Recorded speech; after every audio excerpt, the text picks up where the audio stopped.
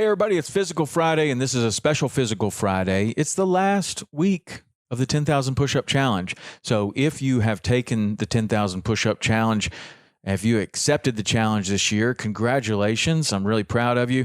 Many of you have already finished the 10,000 Push-Up Challenge, including myself.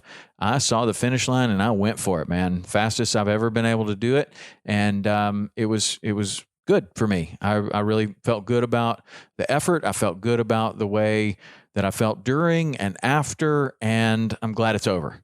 I feel like I got in better shapes. My push-ups are stronger. So when I do a workout with push-ups, that's fantastic. I look forward to those, and I really think that it helped other things. I think that it helped my pull-ups somehow. I think that it also helped my handstand push-ups somehow. All kinds of things, all kinds of benefits from the 10,000 Push-Up Challenge. The biggest benefit from the 10,000 Push-Up Challenge is that we did it this year for a larger cause than just ourselves or our fitness or just to see if we could do it, right? That's what we've done in the past. This year, it was for Captains for Clean Water. And right in the middle of the 10,000 Push-Up Challenge, it happened to be perfect timing for this, because the whole idea, as you remember, the whole idea was to use the 10,000 Push-Up Challenge as a conversation starter. Why are you doing so many push-ups? There's your opportunity to say, well, we're doing it for Captains for Clean Water. We're trying to make sure that, everybody that cares about the water in Florida knows about the good work Captains for Clean Water is doing. And, you can make a big difference by little actions like writing your congressman or calling your state senator. In the case of SB 2508, that Senate Bill 2508 was some sneaky stuff that they were trying to get past people. And they would have gotten past lots of people had it not been for Captains for Clean Water and lots of other groups that watch these things and understood that, wow, this is in the 11th hour. They're trying to push this through that could reroute a lot of money that is earmarked for water issues. That's what it was all about. They could use this money for anything they wanted to use it for, or I don't know, they could use it for something other than what it was intended for. Let's just say that, because I don't know that much about it. All I know is what I was told from Captains for Clean Water and what I read on the internet and what my friends told me was going on. It took a call to the state senator. It took signing a petition. Two incredibly small little actions done by a lot of people can make a huge impact. And that's what happened. They have amended the bill, and there's still some stuff in there that people don't like that are water advocates, but the pressure will continue. And it's thanks to you and your participation in the 10,000 Push-Up Challenge, your conversation starter that got, maybe it's 50 more people, maybe it's 100 more people, maybe it's 500 more people, maybe it's 1,000 more people that knew about these issues because of the 10,000 Push-Up Challenge and then actually took action. So good for you, and good for everybody that took action and called your state senator and called your congressman and signed the petition. We got 40,000 signatures right away. And that's great. And that pressure was enough for, the bill to be amended, right? So that was the whole point of the 10,000 Push-Up Challenge. Plus, you got strong in a lot of ways. You got strong physically. You got strong mentally because you're exercising your discipline. It takes a lot of discipline to do, and in many cases, more push-ups than you're used to doing or more push-ups than you've ever done every single day. That's discipline. And that discipline is fantastic. And with discipline, it's my opinion, you can accomplish just about anything. And so that is where the 10,000 push-up helps us in a conservation way by spreading the message, but then also in your own personal life, it's a great thing to do because it's these repetitive actions that, after 3 or 4 days, you really don't want to do them. I get it. Doing 500 push-ups a day is pretty hard. Doing 1,000 push-ups a day is pretty hard. But to do that and repeat it the next day and the next day and the next day, all with this goal that's out, finish line. having that goal in sight is fantastic. And so I think it was a very, very productive challenge this year. We did it for something bigger, for Captains for Clean Water. It happened to kind of intersect this Senate Bill 2508, and maybe we were able to make a little bit bigger splash than if we weren't doing the 10,000 push-up challenge. That was the whole idea, right? So mission accomplished, hopefully. And for you, a lot of you did the 10,000 push-up challenge because, man, you already are super active, and you're looking for a challenge. You're always looking for a challenge. That's great. I'm glad that you were there, and I'm glad that you took the challenge on, and I'm glad that you were a big part of this. That's fantastic. And I hope that you'll have another challenge next month. Other people, might be in a little different situation. And many of you have written emails and text and all kinds of things. And I'm really proud of the people who started into this challenge and really didn't know if they could get through it.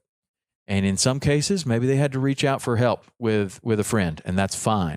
You thought maybe you could do the 10,000 push-ups. About halfway through, you decide, or a few days in, you're like, "Oh, I need somebody else to help me." That's cool. We all need help. We all need help with things like that. But through the challenge, no matter if you did all 10,000 by yourself or you were on a team, whatever, the only way to make it through this challenge is by doing these actions over and over, day after day. And in a lot of cases, when you don't want to do them, you're tired, you're sore, you feel like, I think I've had enough push-ups, but you do them anyway. So now, what do you do now? You've done this, you've accomplished this. Don't stop on your fitness journey. This is when you do something else, right? So this is a stair step to a new routine. So if you are already working out all the time, and the 10,000 push-up challenge was just another challenge, great, good for you. Find something else next month. You're already on the path. You know what I'm talking about. For somebody that just did this, they feel incredibly good about their physical body right now. It's stronger than it has been in a long time. They did things that they didn't think that they could do. Well, now use this as a stair step to move on to the next thing. Maybe that's a CrossFit class. Maybe that's a boot camp, a trainer. Maybe you put together a group of people, but you dedicate some time towards one of those things. Another couple of ideas would be, if you're not ready for that yet, then find an amount of time that you can do some exercise. Maybe that's 30 minutes, maybe it's 45 minutes, maybe that's an hour. And you say, you know what? I'm not even going to worry about the type of exercise that I'm going to get. I'm not even going to worry about anything. I'm just going to make sure that 3 days a week, I'm getting 45 minutes of exercise on those 3 days a week.